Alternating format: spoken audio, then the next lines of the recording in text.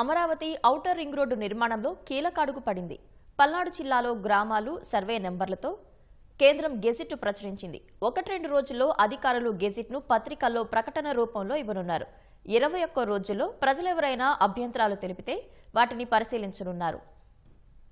Amaravati outer ring road నిర్మాణానికి జిల్లాల వారీగా భూసేకరణకు కేంద్రం గెజిట్లు ప్రచురిస్తోంది. తొలుత పల్నాడు జిల్లాలోని ఆయా మండలాలు, గ్రామాలు, సర్వే నెంబర్లు, రైతుల పేర్లతో గెజిట్ను ప్రచురించింది. ఓఆర్ఆర్ ప్రాజెక్టుకు భూసేకరణ చేయనున్నామని, ఆయా సర్వే నెంబర్లలో భూమి అవసరమవుతుందని తెలిపేలా గెజిట్ నోటిఫికేషన్లో పేర్కొంది. పల్నాడు జిల్లాలోని 2 మండలాల్లో ఉన్న 12 గ్రామాల పరిధిలో చేపట్టబోయే భూసేకరణకు సంబంధించిన వివరాలు అందులో ఉన్నాయి.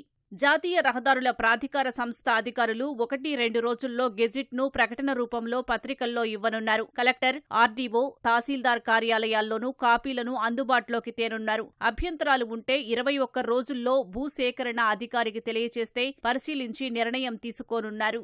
అమరావతి ఓఆర్ఆర్ 6 వరుసలతో 190 కిలోమీటర్ల మేర నిర్మించనున్నారు.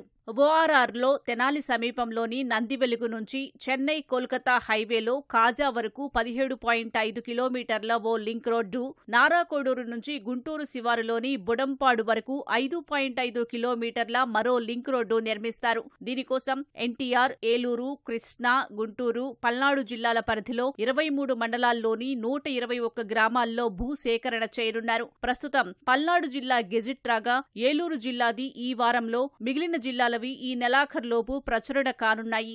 గెజిట్లో గ్రామాల పేర్లు, సర్వే నెంబర్లు, రైతుల పేర్లు ఉంటాయి. ఏ సర్వే నెంబర్లో ఎంత విస్తీర్ణం సేకరిస్తారనేది మాత్రం క్షేత్రస్థాయిలో సర్వే చేసి పెగ్ మార్కింగ్ వేశాక తేలనుంది. ఆ వివరాలతోనే 3D నోటిఫికేషన్ జారీ చేస్తారు.